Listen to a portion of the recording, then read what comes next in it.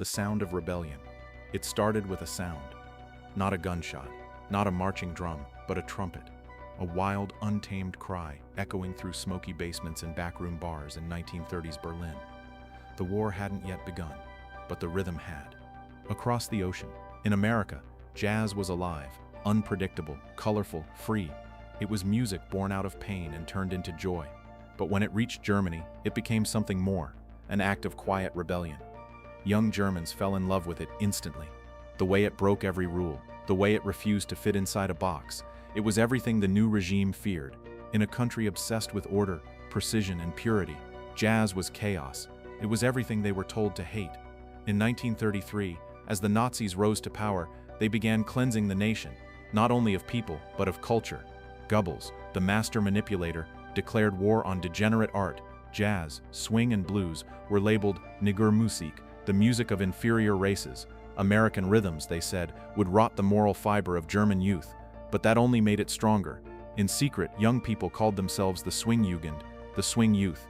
They traded banned records, learned American slang, and danced when no one was watching. Long coats, slick hair, improvised moves, each one a small, dangerous act of freedom. To the Gestapo, they were traitors. To history, they were proof that even in the darkest regimes, the human spirit finds a way to move. And so, while the Nazi regime filled the air with speeches and marches, in quiet corners, trumpets answered back. No politics, no slogans, just rhythm. And in that rhythm, hidden in the cracks of a collapsing empire, lived the purest form of resistance, the freedom to feel. Because before a single Allied bomb fell, before the first soldier crossed the border, jazz had already declared war, the enemy in the bottle. While jazz fought its war in sound, another battle was brewing, in something as harmless as a bottle. Coca-Cola had arrived in Germany, years before Hitler's rise. Its red and white logo sparkled in shop windows from Munich to Hamburg, promising happiness in a bottle. To a generation born from the ruins of World War I, it wasn't just a drink, it was a glimpse of the modern world, America's world. But as Nazi propaganda spread across the country, anything American became suspect. Goebbels' ministry had a new message. Germany does not need foreign influence, not in art, not in music, not in life. And soon, Coca-Cola became the next symbol of corruption. Newspapers warned that it was American poison. Some called it the drink of racial decay. They said it was designed to weaken the German body, and worse, the German soul. But propaganda met its match in popularity. The people loved it. It was sweet, simple, and comforting, something untouched by fear. Even Nazi officials drank it in private. The company, desperate to survive, adapted. The German branch, led by Max Keith, stayed loyal to the regime, rebranding itself as German-made. They even sponsored Nazi youth rallies and sports events, their logo side by side with the swastika. Then came 1941. America entered the war. The syrup from Atlanta stopped coming. Imports were banned. Coca-Cola Germany was cut off from its lifeline. But instead of giving up, Keith improvised. He mixed whatever he could find, apple fiber, whey, fruit pulp, and created a new drink. He called it Fanta. It was never meant to survive the war. It was a substitute, a symbol of scarcity. Yet somehow, it did. And after the war, when Coca-Cola returned, Fanta stayed too, a strange relic born in a time when propaganda tried to erase everything foreign, but ended up creating something entirely new. The irony was perfect. The Nazis tried to ban Coca-Cola because it was too American, and ended up inventing one of the world's most famous American brands. Because in the end, you can silence a song, you can rewrite history books, you can ban a bottle, but you can't stop an idea. And every fizzing cap that popped open in wartime Germany was more than a drink. It was a quiet reminder that the world was still out there, and freedom had a taste, the cultural war. The Nazi regime knew that control of the body wasn't enough. They wanted the mind, and to rule a mind, you needed to rule the imagination. Joseph Goebbels understood this better than anyone. While Hitler shaped armies, Goebbels shaped perception. He didn't just spread lies, he made people feel them. Every film, every newspaper, every radio broadcast carried a message that German culture was pure, and everything foreign was poison. Jazz became the perfect villain. Its improvisation was chaos. Its African-American roots challenged Nazi racial doctrine. Its energy defied uniformity. It was the sound of freedom, and that made it dangerous. Goebbels' Ministry of Propaganda launched campaigns showing jazz musicians as grotesque caricatures, monkey-like figures with exaggerated lips, holding saxophones shaped like weapons. Posters warned that this nigger music was infecting Europe's youth. They said it would destroy German discipline, weaken their soldiers, and fill their souls with rebellion. But propaganda alone wasn't enough, so they created their own approved version of swing, sterilized, controlled, drained of life. German orchestras were told to play light music, stripped of jazz's spontaneity. Improvisation was banned. Certain instruments, like the saxophone, were discouraged because they sounded too foreign. Still, it didn't work, because you can't fake soul. No matter how much the Reich tried to sanitize music, real jazz was already underground, spreading on scratched records, smuggled through Switzerland, or played live in hidden dance halls, where the lights stayed low and the windows stayed shut. There, young Germans didn't just listen, they lived. They wore British-style suits, grew their hair long, and greeted each other with "Hi ya, swing boy," instead of "Heil Hitler." Every step they danced was a silent act of rebellion, and that's what terrified Goebbels the most. Not guns, not bombs, but that one day, a song, born in another land, sung in another language, might break the illusion he had built. Because what Nazi propaganda feared above all was not America itself. It was the idea that culture could make people think for themselves. The youth divide. To the Reich, youth was the future, the blank canvas on which Hitler's vision could be painted. The Hitlerjugend, the Hitler Youth, was designed to mold boys into soldiers and girls into mothers. Every moment of their lives was controlled. How they marched, how they spoke, how they dreamed. But there was another youth movement growing, one they couldn't control, the Swingjugend. They were the sons and daughters of clerks, teachers, factory workers, ordinary kids who just wanted to live. They gathered in cafés and basements, spinning forbidden American records on battered gramophones. They danced to Benny Goodman, Count Basie, and Duke Ellington. Their hair was too long, their clothes too foreign, their slang too free. To the Nazis, they were degenerates. To each other, they were alive. They mocked the strict uniforms of the Hitler Youth, calling them square. They refused to attend parades. They laughed at speeches. Their rebellion wasn't violent, it was joyful, and that made it unforgivable. By 1941, the Gestapo began raiding swing clubs. Dozens of teenagers were arrested. Some were beaten, others sent to re-education camps. One of them, a boy named Helmuth Weiss, reportedly told his interrogator, "We just wanted to dance." But even inside those camps, the rhythm didn't die. They drummed on their beds, hummed forbidden melodies, and passed down records hidden inside food crates. Because when you've tasted freedom, even once, no wall can contain it. The Nazis tried to turn youth into machines, but jazz had already taught them how to be human.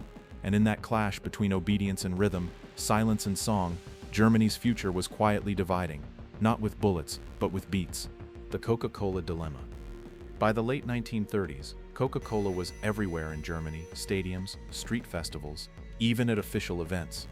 To the outside world, it looked like the drink of the decade. But inside the Reich, it had become an ideological problem. Nazi propaganda had declared America an enemy of the spirit, a land of greed, mixed races, and moral decay. And yet, German citizens kept lining up for something American every day. The contradiction was impossible to ignore. The company's German division, led by a clever businessman named Max Keith, walked a tightrope between survival and suspicion. He pledged loyalty to the German market, but avoided politics entirely. His main goal was simple: keep the drink alive. Goebbels' ministry, however, wasn't so forgiving. Articles began to appear, accusing Coca-Cola of corrupting the German youth. They claimed it was softening the blood, clouding the mind, and feeding capitalist addiction. But then came the twist. Instead of banning it outright, the Nazis quietly turned it into a tool. Coca-Cola became a sponsor of state-approved events, sports rallies, youth gatherings, even military celebrations. The brand was scrubbed clean, rebranded as German production for German people. Keith ensured that no slogans or advertisements referenced America. The label remained, the formula remained, but its identity was erased. Then, in December 1941, when America entered the war, everything changed overnight. The flow of Coca-Cola syrup from Atlanta stopped. The factories stood silent. But Max Keith refused to let the business die. He scavenged the wartime economy for ingredients, apple fiber, whey, beet sugar, whatever he could find, and mixed them into a new formula. The result was an orange-colored drink with a strange, sweet taste. He called it Fanta, from the German word Fantasie. In a world stripped of joy, that name meant everything. Fanta became the soda of the Third Reich, not by ideology, but by accident. It filled the void left by the drink they couldn't have. And when the war ended, the irony was complete. The Nazis had tried to destroy an American icon. and had unintentionally created one of their own. History has a cruel sense of humor, because while the propaganda machine raged about cultural purity, German factories were bottling one of the most enduring products of American capitalism, born right in the heart of the Reich. America, the mirror. What truly frightened the Nazi leadership wasn't jazz or Coca-Cola, it was the mirror behind them. Every American song, every advertisement, every smiling face from across the ocean, it all reflected a world that contradicted everything the Reich preached, where individuality mattered more than obedience, where art came from chaos, not control, where joy didn't need permission, to a regime built on uniformity that was pure heresy. Goebbels understood this instinctively. He once said that the most dangerous weapon America possessed wasn't its bombs, but its culture, because culture doesn't just conquer, it seduces. It creeps under walls, between borders, into dreams. Nazi propaganda tried to counter it by glorifying discipline. Their posters showed strong, perfect bodies, marching in perfect lines. America's culture, on the other hand, celebrated imperfection, the crooked smile of a jazz musician, the wild energy of a dance floor, the casual confidence of a man holding a Coke in the sun. And that's what terrified them most: authenticity. The fact that American culture didn't need to command, it invited. It didn't demand loyalty, it offered belonging. Inside Germany, a quiet tension grew. Even as the war expanded, German citizens still whispered English phrases, still listened to swing when no one was watching, still dreamed of the life they saw in contraband photos, the streets of New York, the neon lights, the laughter. To Nazi leaders, this was proof that cultural infection was real. To history, it was proof that culture can outlive fear. When the bombs fell on Berlin, they didn't just destroy buildings, they destroyed the illusion of control. And beneath the rubble, something fragile but unbreakable survived: the idea that freedom could spread through sound waves and soda bubbles, because the Reich could command loyalty through fear, but America inspired it through curiosity. Propaganda in every note. By 1943, Germany's front lines were collapsing, but the propaganda front was louder than ever. Goebbels knew that when reality starts slipping, noise must fill the silence. So the regime turned up the volume. Jazz, swing, and everything American were declared psychological threats. Radio hosts mocked them, calling them Jewish music, Negro rhythms, the art of degenerates. But even as the regime screamed, its voice was trembling, because they could no longer drown out the rhythm. Smuggled records kept circulating through cities and camps. The needle of a gramophone became an act of rebellion. Teenagers risked arrest for a chance to feel something real, a moment of chaos in a world obsessed with order. Goebbels fought back with his own creation, Charlie and his orchestra. It was a bizarre experiment, Nazi-approved swing music that carried hidden propaganda in its lyrics. The band played jazz rhythms, but slipped in messages mocking the Allies, praising Hitler, and spreading disinformation. It was a cultural Frankenstein, American sound, German lies, but even that backfired. The soldiers listening on the front lines didn't care about the words, they cared about the rhythm. They tapped their boots to the beat of the enemy. At home, in cities shattered by air raids, the people began to lose faith in slogans. They started to see the absurdity. The same government that told them jazz was evil played it on state radio. The same officers who banned Coca-Cola drank it in secret when they could get it. The propaganda machine was devouring itself. Because the truth had already escaped, hidden in melodies and laughter, in secret dances and foreign words. The Reich could burn books and ban songs, but it couldn't control taste. And that's what propaganda never understood. You can command obedience, but you can't command joy. And as bombs fell over Berlin and the walls of illusion cracked, one truth echoed louder than Goebbels ever intended: that even in tyranny, the human heart keeps its own rhythm, the war of waves.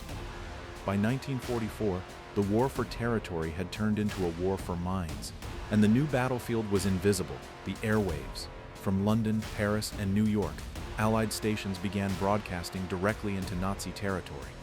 Each night, voices in English and German cut through the static, carrying not just news, but music. Real jazz, real swing, the kind banned by the Reich.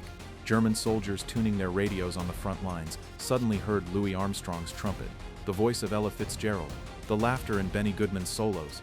It was everything they weren't supposed to feel: hope, humor, humanity. For a few minutes, they weren't soldiers of a collapsing empire. They were just young men listening to music. Reports from the Eastern Front describe soldiers secretly gathering around a single radio at night, turning the dial just enough to catch the forbidden rhythm before static swallowed it again. They risked punishment for it, even execution. but they kept listening, because those broadcasts carried something no propaganda could erase, a reminder that the world was still out there. The Nazis tried to jam the frequencies, flooding the air with mechanical noise, but it was useless. You can block a signal, but not a song that's already in someone's head. Meanwhile, in Allied offices, a quiet realization spread: jazz wasn't just entertainment, it was psychological warfare. They called it musical democracy. The sound of freedom played into enemy territory. As the Reich burned, those notes became the anthem of collapse. In Berlin, citizens huddled in bomb shelters, listening to the echoes of the music their leaders had tried to erase. The propaganda empire was crumbling under the weight of its own lies. And somewhere, in that chaos, a German soldier smiled faintly as Glenn Miller's orchestra played "In the Mood." The war was almost over, and the sound of victory didn't come from marching drums. It came from a trumpet, swinging free over the ruins. The fall of the lie. In the spring of 1945, Berlin was burning. The city that once echoed with marching boots now trembled under the rumble of artillery. The 1,000-year Reich had lasted barely 12. Inside the ruins, the great machinery of propaganda had gone silent. Goebbels' posters peeled from the walls, his speeches turned to static. The once forbidden jazz that haunted the Reich's nightmares now poured from Allied trucks rolling through the streets. Trumpets, pianos, and laughter filled the same boulevards that once carried swastikas. The people of Berlin stepped out from the shadows, blinking at a world that felt both strange and familiar. Some were cautious, some ashamed, most simply exhausted. And then they heard it: Louis Armstrong, Duke Ellington, Benny Goodman, American Swing, blasting through loudspeakers set up by Allied soldiers. Music of the enemy, now music of liberation. To the young, it was intoxicating. To the old, confusing. But everyone knew one thing: something had changed. Soon after came the trucks, bright red against the gray rubble. Coca-Cola returning to Germany. The same drink once denounced as cultural poison was now handed out freely by smiling American soldiers. Children who had never tasted sugar before lined up for it. Men who once fought under Hitler's banner drank it with trembling hands. And in that simple act, a sip of something sweet, a wall cracked inside their minds. The regime had spent years teaching them that America was chaos, weakness, filth, but now chaos tasted like hope. The same youth who once hid in basements to dance to forbidden swing now danced in the open, in the ruins of their own city. They didn't care about politics or ideology, they just wanted to live again. For years, propaganda had told them what to fear. Now, for the first time, they were free to decide what to love. And as the fires died out, one truth echoed through the empty streets: you can destroy armies and erase nations, but you can't silence a rhythm. Freedom in a bottle. When peace finally came, Germany was unrecognizable, a country without shape, stripped of certainty. But in that emptiness, something remarkable happened. Culture returned before politics did. The first thing many Germans heard after the surrender wasn't an order, it was music. Swing bands, now free, played in cafés again. The sounds of saxophones drifted through shattered windows. American GIs joined in, sometimes trading instruments with local musicians who had once risked prison for those same songs. Coca-Cola reopened its factories, hiring thousands of Germans desperate for work. Its red signs began to reappear across cities, a splash of color against the gray ruins. For the world, it was marketing. For Germany, it was rebirth. But it was never really about the soda or the songs. It was about what they represented: the return of choice, the freedom to decide what to listen to, what to drink, what to believe. And that's the part the Nazis never understood. They believed you could build a perfect society by erasing difference, by controlling what people consumed, what they heard, what they dreamed. But the more they tried to silence the world, the louder it became. Jazz and Coca-Cola didn't win the war, but they outlived it. They became symbols of something far stronger than ideology: resilience, openness, and the human hunger for joy. A rhythm that survived bombs, a taste that survived hatred. Decades later, historians would argue about how culture shaped the war, but those who lived it didn't need to debate. They remembered the feeling, the swing of freedom in a ruined dance hall, the fizz of hope in a bottle shared among strangers. Because in the end, freedom doesn't always arrive with flags or speeches. Sometimes, it arrives quietly, in a melody that refuses to die, and in the sound of a bottle cap hissing open, as a nation takes its first breath of peace.